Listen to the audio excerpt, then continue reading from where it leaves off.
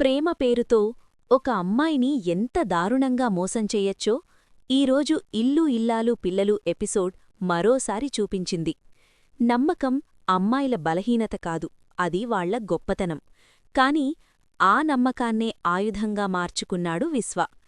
ఈరోజు ఎపిసోడ్ మొదలైన క్షణం నుంచే ఇంట్లో ఉద్రిక్తత, ముఖాల్లో ఆవేదన, మాటల్లో మంట. విశ్వ అమూల్యల మధ్య జరిగినదంతా చివరికి ఇంట్లో అందరికీ తెలిసిపోతుంది.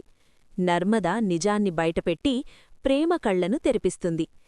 అదే క్షణం ప్రేమ విశ్వ కాలర్ పట్టుకొని ఈడ్చుకొచ్చి వీరబాదుడు బాధేస్తుంది.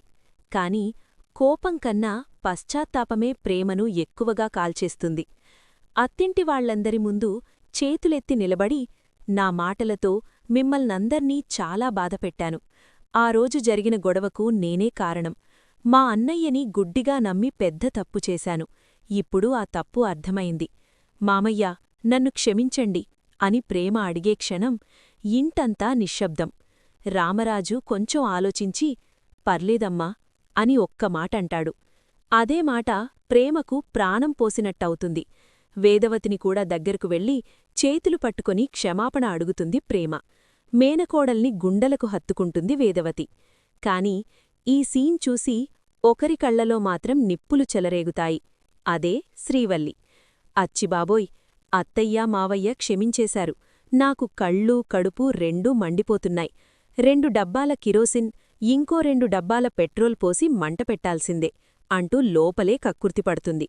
ఇక్కడే అసలు డ్రామా మొదలవుతుంది. కడుపులో కత్తిపెట్టి కసక్మని పొడిచేసి ఇప్పుడు సారీ అంటావా? నీ మాటలవల్ల మామయ్యగారి అవమానం పోతుందా? మళ్ళీ ఇలాంటి తప్పు చేయవని గ్యారంటీ ఏంటి? అంటూ శ్రీవల్లి మాటలతో చిచ్చుపెడుతుంది. అప్పుడు నర్మద ముందుకొస్తుంది. అంటే ఇప్పుడేమంటావ్? ప్రేమకి ఉరిశిక్ష వెయ్యాలా? తెలియక చేసిన తప్పుకి శిక్ష వెయ్యాలా? తెలిసే తప్పులు చేసేవాళ్ల సంగతేంటి అని ప్రశ్నిస్తుంది. ఆ మాటలతో శ్రీవల్లి బొక్కలు బయటపడతాయేమోనని వెనక్కి తగ్గుతుంది. ఇక రామరాజు ఒక కీలక ప్రకటన చేస్తాడు. రేపే అమూల్యకి పెళ్లిచూపులు. పెళ్లిచూపుల వరకు, పెళ్లి వరకు ఎలాంటి ఆటంకం రాకూడదు. ఇది అందరి బాధ్యత అంటూ చెప్పి వెళ్ళిపోతాడు. అటు ప్రేమ తన తప్పును తెలుసుకొని ధీరజ్ దగ్గరకు వస్తుంది. అత్తయ్య మామయ్య నన్ను క్షమించారు, నువ్వు కూడా క్షమించరారా అంటూ వేడుకుంటుంది. కాని ధీరజ్, నువ్వు మాట్లాడితేనే చిరాగ్గా ఉంది, నీ పక్కన ఉంటే కంపరంగా ఉంది అంటూ మాటలతో గాయపరుస్తాడు. ప్రేమ చివరి ప్రయత్నంగా, నీతో మాట్లాడకపోతే పిచ్చెక్కినట్టుగా ఉంది అంటుంది. కాని నా దగ్గరకు రాకు, పో పక్కకి అని ధీరజ్ తన్నేస్తాడు.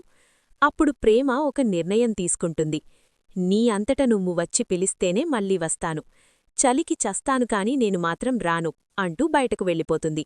రాత్రంతా చలిలో వణికిపోతుంటే చచ్చినట్టు ధీరజ్ వస్తాడు. చలిమంట వేసి ప్రేమను కాపాడే ప్రయత్నం చేస్తాడు. ఇదంతా జరుగుతుంటే అటు విశ్వమాత్రం ఆగడు. అర్ధరాత్రి అమూల్యను కలవడానికి వస్తాడు. ప్లీజ్ అమూల్య, ఒక్కసారి మాట్లాడు అంటూ మాయమాటలు మొదలుపెడతాడు. అమూల్య గట్టిగా చెబుతుంది. ఇంకోసారి నా దగ్గరకు వస్తే నా అన్నయ్యలకు చెప్తా. నన్ను వాడుకొని నీ చెల్లెల్ని ఇంటికి తెచ్చుకోవాలనుకున్నావ్ అంటూ మండిపడుతుంది. కాని విశ్వ మాటలు తిప్పేస్తాడు. నేను నిన్ను సిన్సియర్గా ప్రేమించాను, నీకోసమే బతుకుతాను, నీకోసమే చచ్చిపోతాను అంటూ ఎమోషనల్ డ్రామా ఆడతాడు. ఆ మాటలకు అమూల్య మౌనంగా మారుతుంది. ఇటు రామరాజు పెళ్లి ఏర్పాట్లు, అటు అమూల్య విశ్వ మాటల ఉచ్చులో పడడం. ఇక ముందేమవుతుంది?